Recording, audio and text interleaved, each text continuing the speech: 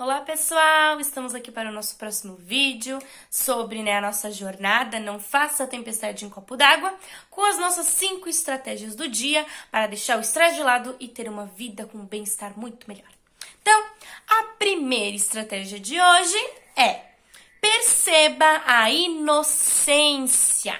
Não, eu não tô falando da inocência de não entender as malícias da vida, se é o que você tá pensando. A inocência que eu falo é que na maioria das vezes nós tendemos a olhar para as pessoas e por alguma coisa que elas fazem, a gente julgar eles como culpados e não como inocentes, né? Tem o velho ditado, que o direito, o Tribunal de Justiça utiliza e que está na lei que diz: toda pessoa inocente até que se prove o contrário. Mas nós, no nosso dia a dia, julgamos a pessoa como culpada. E aí, até que se prove o contrário, ela pode se tornar inocente. Mas ela é primeiro culpada. Depois de provar um monte de coisa, a gente pode considerar ela inocente. Quando o Richard vem dizer pra nós que temos que perceber mais a inocência das pessoas, é que ele falou aqui pra nós, nesse livro, que muitas vezes as pessoas vêm, se tratar com eles e falam, das pessoas que irritam eles durante o dia. Ah, é porque eu tenho aquela pessoa que me tira do sério, aquela pessoa me irrita, aquela pessoa me frustra, aquela pessoa me decepciona. E aí ele pega e fala, bom, então em vez de você vir aqui, por que você não junta todas essas pessoas e traz ela aqui? Que daí eu vou trabalhar com todas elas e mudar elas pra você. Automaticamente a pessoa fica, assustada, tipo, não, eu não quero que ninguém mude por minha causa. Exatamente, querido. As pessoas não podem mudar por você. Se você se sente incomodado com alguma coisa, se frustrado com alguma coisa, é você que tem que mudar. Porque, afinal de contas, só você é que pode decidir o que vai e o que não vai te frustrar. O que vai e o que não vai te incomodar. O que vai e o que não vai te entristecer. É só você que tem esse poder. Eu, Ana Maria, não posso chegar ali, abrir o seu cérebro e dizer: a partir de hoje, a ciclana vai se incomodar comigo. Não. Quem vai decidir isso é você.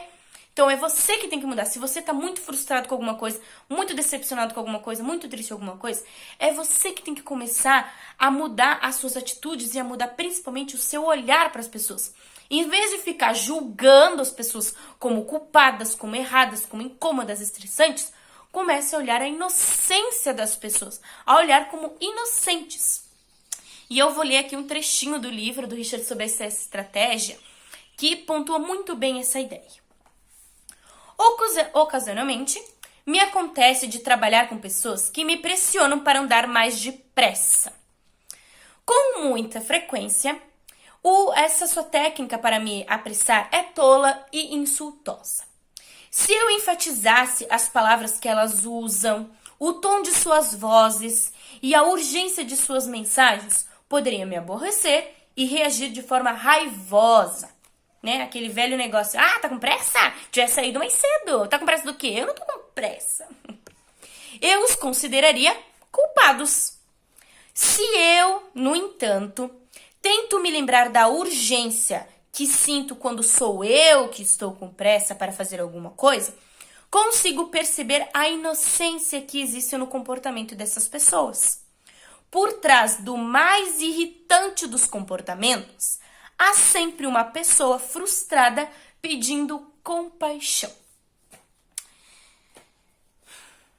Podia terminar, a estratégia por aqui. Mas é justamente isso. O Richard vem falar pra nós que em vez de nós ficarmos olhando para as pessoas como culpadas, fazer que nem essa dali: ah, tá com pressa, tivesse saído mais cedo, eu não tô com pressa, olhar com inocência, tá? Mas se você estivesse no lugar dessa pessoa, você não ia agir assim? Quando você tá com pressa, você não é assim também? Então tenha compaixão, tenha inocência por essa pessoa e colabore com ela. Então, quando aquela pessoa tá te irritando por alguma coisa, pare e pense: essa pessoa tá me irritando por quê? Ah, porque ela tá fazendo isso, tá? Mas se eu estivesse no lugar dela, será que eu não faria o mesmo? Provavelmente sim, eu faria. Então, em vez de julgá-la como culpada, tenha inocência e compaixão por essa pessoa. Você vai ver como as coisas vão ser mais fáceis se você olhar para as pessoas com esse olhar de inocência para elas em vez de culpada. Como a frustração, a irritabilidade vai diminuir na sua vida se você começar a olhar para as pessoas com esse olhar de que a pessoa é inocente e não culpada. Então, põe em dia essa praticazinha básica. Olhe para as pessoas como se elas fossem inocentes e não culpadas. Segunda estratégia. Escolha ser generoso, não queira estar sempre certo. A gente já falou sobre isso na estratégia número 12, então se você ainda não viu, vá lá assistir. Mas quando a gente tá aqui, o Richard vem falar pra nós em escolher ser generoso e não estar certo, é porque ele quer pontuar um pouquinho mais e aprofundar mais. Ele traz esse capítulo os dados psicanalíticos disso, né? Nas próprias palavras do Richard, né? Sem querer entrar nos meandros psicanalíticos da questão, o motivo pelo qual nos sentimos tentados a derrubar os outros, corrigi-los ou mostrar-lhes o quanto estão errados e nós certos, é porque o nosso ego acredita erroneamente que se apontamos os erros dos outros, é porque estamos certos e isso nos faz nos sentir melhor. Bom, também não vou adentrar muito na psicologia aqui, né? Mas a psicologia explica muito que nós temos como se fosse 3 egos dentro de nós, né? Cada um deles tem um nomezinho. Tem o ego que é infantil, que ele quer tudo a todo tempo, né? Sem pensar nas consequências. Tem o ego rígido, que é aquele que não pode porque tem um monte de consequência. E tem o ego do meio, que ele pondera. Ah, isso aqui pode, isso aqui não pode. Vamos dar um jeitinho, né? E é isso que o Richard vem falar pra nós na questão de ser generoso e não querer estar sempre certo. O Richard mesmo lá na nossa estratégia 12, hoje ele vem pontuar, ele vem dizer assim, ó. Não é que você não pode nunca mais querer corrigir alguém ou mostrar que a pessoa está errada em alguma coisa. Não. É só que você tem que começar a perceber que querer estar sempre certo o tempo todo, assim, insistir sempre nisso, tem um preço muito alto, que é a paz interior. Então, você tem que ponderar mais. Será que realmente vale a pena corrigir essa pessoa? Será que se eu for corrigir essa pessoa agora, vai ter uma real mudança, um real impacto? Ou simplesmente só vai gerar irritabilidade, frustração e estresse, né? Então, tem vezes que há a oportunidade de ir lá e corrigir por uma questão necessária. E há momentos que você ir lá corrigir simplesmente para provocar, para gerar mais tumulto. Então, deixa ali de lado, entendeu? Não queira estar sempre certo. Seja mais generoso e deixe as pessoas com as opiniões dela. Não estou dizendo para você abrir mão das suas crenças, dos seus ideais, das suas lutas. Não. Mas saber ponderar, saber olhar realmente se vale a pena querer discutir com aquela pessoa, querer corrigir aquela pessoa naquele momento. Às vezes você vai ver 90% das vezes não vale a pena corrigir aquela pessoa naquele momento. Espera um tempo, uma oportunidade melhor para fazer aquilo. Muitas vezes, né, quando a gente está em particular com a pessoa e não na frente dos outros, tá bom? Porque como a própria psicologia nos explicou aqui, na maioria das vezes quando a gente quer corrigir alguém, na verdade a gente quer se sentir mais inteligente, melhor, né, sabe mais as coisas. E não realmente querer dar uma informação, uma oportunidade melhor para a pessoa. A gente só quer se sentir melhor. E aí a gente acaba gastando a nossa paz interior, jogando a nossa paz interior no ralo. Porque como a gente cutuca a onça com a vara curta, a onça vai morder a gente, né? Então, da próxima vez que você sentir a vontade de corrigir uma pessoa, vontade de ir lá e falar aquela coisa para aquela pessoa, resista à tentação. Seja generoso. Terceira estratégia. Diga a 3 pessoas, hoje mesmo, agora que você está assistindo esse vídeo, o quanto você as ama. Vou fazer a seguinte pergunta para você, tá? Imagine que você só tem mais 1 hora de vida. Só mais 1 hora de vida. E você tem direito a um telefonema. Para quem você ligaria? O que você diria? E principalmente, por que você ainda está esperando para fazer isso? Vamos deixar a atenção de lado. Bom, essas perguntas foi para dar realmente esse chacoalhão em você. A maioria de nós acredita que vamos viver para sempre. Não, mano, eu sei que eu vou morrer. Sim, você sabe que você vai morrer. Mas quando eu pergunto pra você quando que você vai morrer, o que que você me diz? Algum dia. Pois é, algum dia. Só que nessa nossa cabecinha de algum dia, a gente pensa que vai ser lá com 80, 90 anos. E se for hoje? E se for daqui 1 hora? E aí a gente deixa de lado o momento precioso de dizer para as pessoas o quanto nós as amamos. O quanto elas são importantes na nossa vida. Então, quando a gente dá esse chacoalhão de dizer, se você tivesse só 1 hora de vida, para quem você ligaria? O que você diria? Por que você ainda tá esperando? Pega o telefone agora e liga para essa pessoa e diz o quanto você a ama. o quanto ela é importante pra você, manda uma mensagem, escreve uma carta e manda. Mas o importante é fazer isso. A estratégia de que a gente diga para pelo menos 3 pessoas no nosso dia o quanto nós amamos é justamente para diminuir o nosso aceleramento. Um dos motivos do nosso estresse é que a gente está sempre corrido. E nessa nossa corrida, a gente esquece de dizer uma frase muito simples e com grande impacto. Eu te amo. Quantas vezes por dia você diz para a pessoa que você ama, eu te amo? Ah, eu digo quando eu vou pro trabalho, antes daí. Ah, eu digo quando eu chego. Legal. Mas você diz com verdadeiro impacto, olhar para aquela pessoa, para tudo que você está fazendo e dizer, ei, eu amo você. Você é uma pessoa muito importante para mim. Você não tem noção do quanto você é importante para mim. Eu te amo imensamente. Muito obrigada por estar na minha vida. Você faz isso no seu dia a dia? Você fez para pelo menos 3 pessoas isso na sua vida? Então, a estratégia de hoje é justamente isso. Pare de prolongar, pare de deixar para depois. Ah, quando eu volto do trabalho, eu digo isso. Tá, mas e se na volta pro trabalho o carro bate? Ah, quando antes de dormir eu pego. Tá, e se o antes de dormir não chegar? Então não deixe para depois. Pare, a vida não é tão corrida a ponto de você não poder dizer o quanto você ama para essa pessoa. Então nesse exato momento, pausa esse videozinho, pega o telefone e liga para aquela pessoa e diz o quanto você ama ela. Manda um WhatsApp, manda um áudio, manda uma carta, mas diga o quanto você ama. E você vai ver o quanto isso vai trazer uma paz interior imensa para você. Nunca mais, a partir de hoje, passe o seu dia sem dizer para pelo menos 3 pessoas o quanto você as ama. Se você botar isso em prática, você vai ver o quanto a paz interior vai aumentar. Porque do mesmo jeito que você vai dizer para essas pessoas o quanto você as ama, elas também vão dizer o quanto amam você. E isso é um sentimento que é insubstituível. A paz interior que esse sentimento traz é insubstituível. Então, pausa o videozinho e vai fazer isso agora. 4ª estratégia. Pratique a humildade.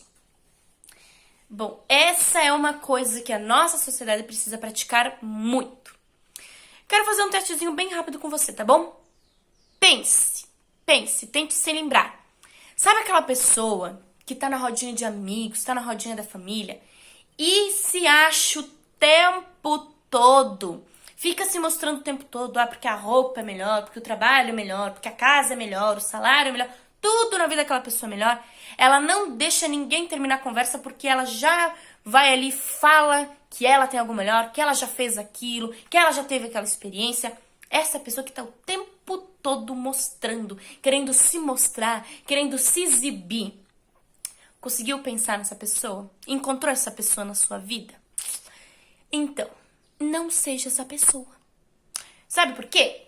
A gente costuma lembrar das pessoas que fazem isso com nós. Mas a gente não para pra pensar que muitas vezes nós também somos essas pessoas. Quantas vezes na rodinha de amigos, os amigos estavam ali falando do estudo, que entrou na faculdade, que conseguiu emprego, e você teve que ir lá e botar o seu pitaco e dizer, ah, sim, eu também quando fiz o vestibular tirei tal nota. Ah, sim, eu também quando estava na escola isso. Ah, sim, quando eu estava construindo a minha casa isso e eu... Você também não é a pessoa que fica se exibindo? Ai, que saco!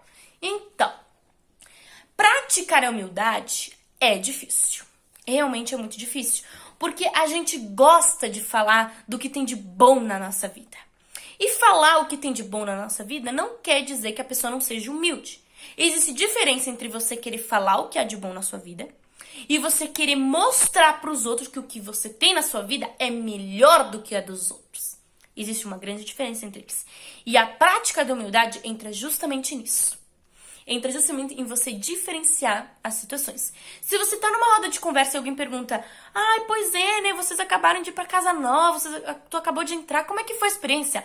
Ali você pode colocar a sua experiência, porque a pessoa pediu pra você falar. Você não vai estar não sendo humilde. A pessoa pediu, que é uma informação que você tá falando. Agora, quando a pessoa tá contando a experiência dela, e assim que ela termina a experiência dela, você vai colocar a sua experiência em cima dela, aí você tá perdendo a humildade. Você tá querendo mostrar que a sua experiência foi melhor que a dela, é maior do que a dela. E ali a gente perde a nossa humildade. E aí o que acontece? Assim como quando ali no comecinho você imaginou aquela pessoa e você já começou a se irritar pensando, ai meu Deus, é verdade, aquela pessoa sempre faz aquilo, nossa, que chata aquela pessoa, olha, eu não consigo conviver com aquela pessoa. Você acaba sendo essa pessoa também, gerando estresse para as outras pessoas e gerando estresse também para você. Então a prática da humildade é muito importante para isso. Da próxima vez que alguém colocar alguma situação da vida dela, uma experiência dela, resista à tentação de querer botar sua experiência acima da dela. Se ninguém pediu para você contar a experiência, não conte, tá bom? Põe um outro assunto ou pergunta mais sobre a pessoa, mas deixa ela contar a história dela e você deixa a sua para outra, tá bom? A humildade, ela só vem com a prática. É realmente se frear, se segurar pra deixar, né, os outros terem a própria experiência. E assim, o que vai acontecer? Quando as pessoas começarem a perceber que você quase não fala sobre suas experiências, elas vão querer saber, entendeu? E aí você não vai precisar ficar botando a sua experiência em cima das outras. Os outros vão querer saber por livre e espontânea vontade e vai ser muito mais fácil colocar. E automaticamente você vai se tornar uma pessoa muito mais querida para os outros. Porque as pessoas vão perceber, não, se a gente não pede, ela realmente não fala, eu posso contar tudo da minha vida, que ela nunca vai querer botar a experiência dela acima da minha. Por isso que eu amo e sempre acompanho o que ela tá fazendo porque é uma pessoa maravilhosa. Querendo ou não, a gente vai por uma via e justamente aquilo que a gente mais queria acontece. Então, da próxima vez que você se vê querendo botar sua experiência acima dos outros, resista. Deixe o outro contar a experiência e você fica na sua. Pratique a humildade. Quinta estratégia. Da próxima vez que você se perguntar de quem é a vez de jogar o lixo fora, vá em frente e jogue fora. Títulozinho estranho, né? Mas é pra fazer a gente parar pra pensar numa situação muito simples. Você já parou pra pensar que quando você tá irritado, bravo, você consegue enumerar tintim por tintim tudo que você fez no dia? Ah, eu varri, eu passei pano, eu tirei o pó, eu fiz o almoço, eu lavei a louça, eu lavei a roupa. Nossa, eu fiz 1000 coisas no dia. Agora, quando você tá de bom humor, o que tu fez hoje? Limpei a casa, fiz a comida. Isso ali, coisa básica. Percebeu a diferença? São as mesmas atividades. Só que numa você estava muito irritado e numa você estava de boa. Quando a gente está muito irritado, a gente tende a querer mostrar para a pessoa que a gente faz muito e aquela pessoa não faz nada. E quando, na verdade, se a gente for ver, as duas pessoas fazem muito sim, cada uma na sua área. Talvez você no momento não está trabalhando, você está em casa fazendo um monte de coisa, beleza? Mas a outra pessoa está fora de casa, trabalhando o dia inteiro. Então ela também está fazendo um monte de coisa, outras coisas no dia a dia. Ela também cansa tanto quanto você. Ninguém pode achar que fez mais do que o outro. Quando a gente está num relacionamento, quando a gente está num trabalho, quando a gente está numa amizade e a gente acha que um faz mais do que o outro, ali começa o ponto de estresse e as brigas. E a gente tem que quebrar com esse ciclo. Então, por isso o Richard vem dizer, da próxima vez que você ficar se perguntando quem tem que ir jogar o lixo, você pega e leve o lixo. Por quê? Nessa picuinha de quem deve levar o lixo, a gente perde muita energia, muito tempo e muita paz discutindo. Ai, meu Deus, olha aqui o lixo, ó, não jogou o lixo, não é a sua vez de jogar o lixo? Minha vez é sua vez. Que minha vez? Olha tudo que eu fiz aqui. Eu fiz isso, eu fiz aquilo, eu fiz aquilo. E você não pode jogar o lixo fora? Pega esse lixo lá fora. Porque só fica isso em casa? Porque só fica em casa? Porque acha que porque trabalha fora não tem que ajudar em casa, que não sei o quê. Perdeu um monte de tempo. Dava tempo de pegar o lixo de toda a casa e levar fora em meio a toda essa discussão para levar um lixo fora. Então, em vez de a gente ficar querendo numerar, querer ficar picuinhando, sabe? Quem que faz mais, quem que faz mais, quem que faz menos, começar realmente a dizer assim, olha, essa pessoa faz isso e eu agora tenho tempo, posso pegar e fazer isso, tá? Hoje eu limpei a casa, amanhã o ciclano pode limpar, mas também se não puder, porque fez outra coisa, tá? Então é sempre estar naquela ponderação. Pare de ficar achando que você é a única pessoa que faz tudo no trabalho, que faz tudo na casa, que faz tudo no relacionamento. Comece a olhar que a outra pessoa também faz coisas, só que você fica achando que é só você, né? Quando a gente parar de ficar botando a gente num pedestal, achando que nós somos os maiorais, que nós fazemos tudo, começar a perceber que não, se eu consigo fazer isso durante todo o meu dia, é porque a outra pessoa está fazendo tudo isso no outro lado da moeda, certo? Né? Ninguém conseguiria fazer tudo sozinho, sempre vai ter alguém ajudando. E se a gente começar a olhar para esse viés, aí sim o bem-estar no relacionamento, o bem-estar no trabalho vai aumentar e o estresse vai diminuir. Bom, pessoal, essas foram as estratégias de hoje. Espero que vocês tenham gostado muito. Ponham em prática, curte o videozinho, compartilha, marca os amigos e segue a gente lá no Instagram e aí ajudou. Até mais!